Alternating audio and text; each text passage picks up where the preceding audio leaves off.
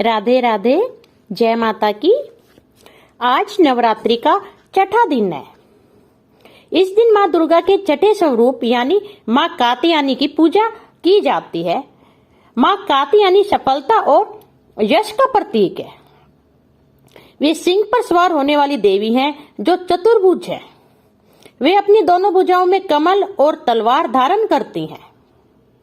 एक भुजा वर मुद्रा और दूसरी भुजा अभय मुद्रा में रहती है। माँ कात्यायनी कात्यायन ऋषि की पुत्री के रूप में प्रकट हुई थी। इस वजह से इनका नाम कात्यायनी पड़ा। यह माता अपने भक्तों को अभय प्रदान करती है क्योंकि इनकी उत्पत्ति ही अत्याचार का अंत करने के लिए हुई थी।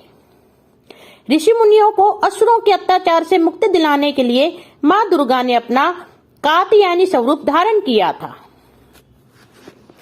इस देवी को लाल रंग अति प्रिय है। इस वजह से पूजा में आप माँ कात्यायनी को लाल रंग के गुलाब का फूल अर्पित करें। इससे उनकी कृपा आप पर बनी रहेगी। माता का प्रिय भोग। माँ कात्यायनी को शहद बहुत ही प्रिय है, इसलिए आप पूजा के समय माँ कात्यायनी को शहद का भोग अवश्य लगाइए। ऐसा करने से स्वयं के व्यक्तित्व में निखार आता है।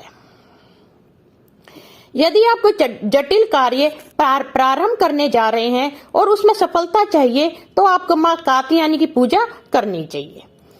माँ कात्यायनी की पूजा करने से यश की प्राप्ति होती है। व्यक्ति को संसार में उसके कर्मों के कारण ख्याति मिलती है।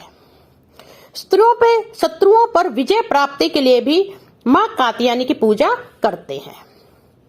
यह स्वयं नकारात्मक शक्तियों का अंत करने वाली देवी है। जय माता की। मैं हूं आकांक्षा और आप सबका बहुत बहुत स्वागत करती हूं आपके अपने YouTube channel Krishna magical world में।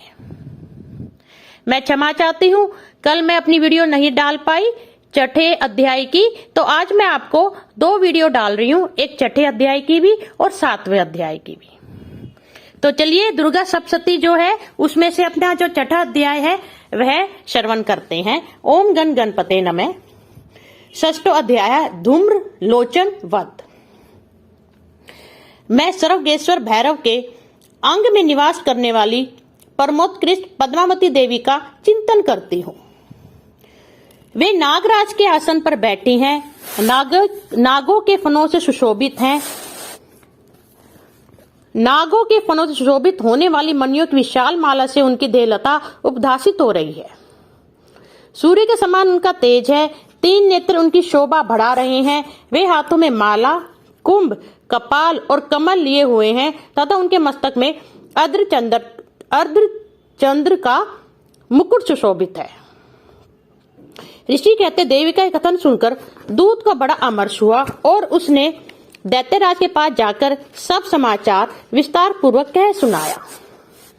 दूत के इस वचन को सुनकर दैत्यराज कुपित हो उठा और दैत्य सेनापति धूम्रलोचन से बोला, धूम्रलोचन, तुम शीघ्र अपनी सेना साथ लेकर जाओ और उस दुष्टा के केश पकड़कर घसीटते हुए उसे बलपूर्वक यहाँ ले आओ।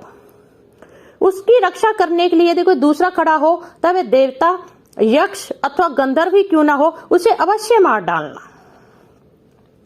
ऋषि कहते हैं सुम के इस प्रकार आज्ञा देने पर वह धूम्रलोचन दैत्य 60,000 असुरों की सेना को साथ लेकर वहां से तुरंत चल दिया। वहां पहुंचकर उसने हिमालय पर रहने वाली देवी को देखा और ललकार कर कहा, अरे तू सुम निसुम के पास चल। यदि इस समय प्रसन्नता पूर्वक मेरे स्वामी के समीप नहीं चलेगी तो मैं बलपूर्वक झोटा पकड़कर घसीटते हुए तुझे ले चलूंगा। देवी बोली, तुम्हें दैत्यों के राजा ने भेजा है। तुम स्वयं भी बलवान हो और तुम्हारे साथ विशाल सेना भी है। ऐसी दशा में यदि मुझे बलपूर्वक ले चलोगे तो मैं तुम्हारा क्या कर सकती हूँ। ऋषि कहते देवी के यूं कहने पर असुर धूम्रलोचन उनकी ओर दौड़ा। तब अंबिका ने हूंग शब्द के उच्चारण मात्र से उसे भस्म कर दिया। फिर तो क्रोध में भरी हुई दैत्यों की विशाल सेना और अंबिका ने एक दूसरे पर तीखे शायकों, शक्तियों तथा फर्शों की वर्षा आरंभ की। इतने में ही देवी का वाहन सिंह क्रोध में भरकर भयंकर गर्जना करके गर्दन के बालों को हिलाता हुआ असुरों की सेना में कूद पड़ा। उसने कुछ दैत्यों को पंजों की मार से, कितनों को अपने जबड़ों से और कितने महादैत्यों को पटक कर होठ की डाढ़ों से घायल करके मार डाला। उस सिंह ने अपने नखों से कितनों के पेट फाड़ डाले और थप्पड़ मार के कितनों के सिर धड़ से अलग कर दिए।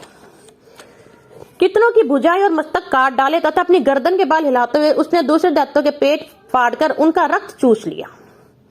अत्यंत क्रोध में भरे हुए देवी के वाहन उस महाबली सिंह ने क्षण भर में ही असुरों की सारी सेना का संहार कर डाला। शुंभ ने जब सुना कि देवी ने ध्रुमलोचन असुर को मार डाला तथा उसके सिंह ने भी सारी सेना का सफाया कर डाला, तब उस दैत्यराज को बड़ा क्रोध हुआ। उसका ओठ कांपने लगा। उसने चंड और मुंड नामक दो महादैत्यों को आज्ञा दी, हे चंड और हे मुंड, तुम लोग बहुत बड़ी सेना लेकर वहां जाओ, उस देवी के झोंटे पकड़कर अथवा उसे बांधकर शीघ्र यहाँ ले आओ। यदि इस प्रकार उसको लाने में संदेह हो तो युद्ध में सब प्रकार के अस्त्र शस्त्रों तथा समस्त आसुरी सेना का प्रयोग करके उसकी हत्या कर डालना। उस दुष्टा की हत्या होने तथा सिंह के भी मारे जाने पर उस अंबिका को बांधकर साथ ले शीघ्र ही लौट आना। इस प्रकार श्री मार्कंडेय पुराण में सार्वजनिक मनवंतर की कथा के अंतर्गत देवी महात्म्य में ध्रुमलोचन वध नामक छठा अध्याय पूरा हुआ। ओम तत्सत, ओम तत्सत, ओम तत्सत। अगर आपको ये माता का अनुपम अध्याय अच्छा लगा हो, प्रेरणादायक लगा हो, तो इसे शेयर करना बिल्कुल भी मत भूलिएगा। अब मैं जाने की आज्ञा चाहती हूँ। जय माता की। धन्यवाद।